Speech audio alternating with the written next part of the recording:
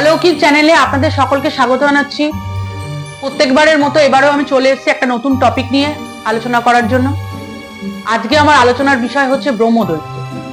ব্রহ্মদৈত্য, ব্রহ্মরাক্ষস বা ব্রহ্মপিশাচ, আপনারা যাই বলুন না কেন, এদের সম্পর্কে আমি আজকে আলোচনা করব। এই ব্রহ্মদৈত্য সম্পর্কে আপনারা ছোটবেলা অনেক কম বেশি গল্প শুনেছেন এবং এদের সম্পর্কে কৌতূহলের শেষ নেই। তো আজকে আমি বলবো যে অনেকের মনে যে ধারণা আছে যে ব্রহ্মদৈত্য আসলে কি বা ব্রহ্মরাক্ষসী বা কি, সেগুলোর মতামত সম্পর্কে বলবো। আর এও বলবো যে ব্রহ্মদৈত্য কোথায় বসবাস করে আর তাদেরকে কি করা হয়, সেসব সম্পর্কে আমি আজকে আলোচনা করব। আমি আজকে আলোচ্য বিষয় এখন শুরু করছি। অনেকে বলেন, মানে বৈদিক মতে বা হিন্দু ধর্মে ব্রহ্মদৈত্য বা ব্রহ্মরাক্ষস এই দুটো এক। আবার অনেকে বলেন ব্রহ্মদৈত্য বা ব্রহ্মরাক্ষস এক নয়। বিভিন্নভাবে বিভিন্ন রকম ভাবে ব্রহ্মদৈত্যকে তুলে ধরা হয়েছে এবং আমরা অনেক রকম ভাবেই কম বেশি ছোট বড় ব্রহ্মদৈত্য সম্পর্কে অনেক গল্প আমরা শুনে থাকি। বলা হয়েছে যে হিন্দু মতে, মানে হিন্দু ধর্মে বৈদিক মতে বলা হয়েছে যে ব্রহ্মদৈত্য জেনারেলি মৃত্যুর পর বসবাস করে হচ্ছে বেলগাছ। ব্রহ্মদৈত্য কারা, কাদের বলা হয়, সে সম্পর্কে আপনাদের অনেক প্রশ্ন হতেই পারে। বৈদিক মতে বলা হয়েছে যে কুলীন ব্রাহ্মণরা তারা যদি অকালে মারা যায় তখন তারা মৃত্যুর পর ব্রহ্মদৈত্য বা ব্রহ্মরাক্ষস হয়ে যায় এবং মৃত্যুর পর এরা যেখানে বসবাস করে জেনারেলি এরা গাছে বসবাস করে। আর ব্রহ্মদৈত্যদের দেখা যায়, মানে এদের বাসস্থান হচ্ছে মূলত বেলগাছে। বেলগাছে ব্রহ্মদৈত্যদের দেখা যায়।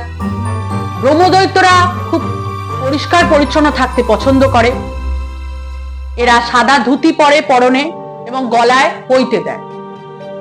আর এদের ব্রাহ্মণদের সাথে তুলনা করা হয়, কারণ এরা জীবিত অবস্থায় ব্রাহ্মণ ছিল। ব্রহ্মচর্যের সময় কিছু ব্রাহ্মণ বা ছোট বয়সে, বাল্য বয়সেও পইতে হওয়ার পর কোনো ব্রাহ্মণ যদি মারা যায় বা যে কোনো ব্রাহ্মণ যদি অকালে মারা যায়, তারা কিন্তু মৃত্যুর পর এই ব্রহ্মদৈত্য হয়ে যায় এবং তাদের মৃত্যুর পর শান্তি হয় না, তারা তখন গাছে বসবাস করে। ব্রহ্মদৈত্য হচ্ছে এমন এক অবয়ব যেখানে তান্ত্রিকরা এই ব্রহ্মদৈত্যকে বিভিন্ন তন্ত্রবিদ্যার কাজেও লাগায়, কিন্তু ব্রহ্মদৈত্যকে বশ করা যায় না। ব্রহ্মদৈত্যকে বশ করা যায় না, কিন্তু ব্রহ্মদৈত্য অনেক আজ্ঞা পাওয়া হয়, মানে এদের তন্ত্রবিদ্যার কাজেও লাগানো হয়ে থাকে। জেনারেলি এরা গাছে বসবাস করে ব্রহ্মদৈত্যরা। কিন্তু ব্রহ্মদৈত্য, অনেকে আবার বলেছেন যে ব্রহ্মদৈত্য আর ব্রহ্মরাক্ষস কিন্তু এক নয়। ব্রহ্মরাক্ষস হচ্ছে যারা খুব খারাপ সোল, খারাপ ইভিল, গাছে বসবাস করছে, মন্দিরে এমন গাছ যেগুলো পরিত্যক্ত গাছ, বেল গাছ, ওই সমস্ত গাছে এরা নাকি বসবাস করে।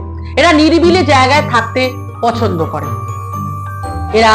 এদের বলা হয় ভূতেদের রাজা, এই নামে আমরা শুনে থাকি ব্রহ্মদৈত্য সম্পর্কে।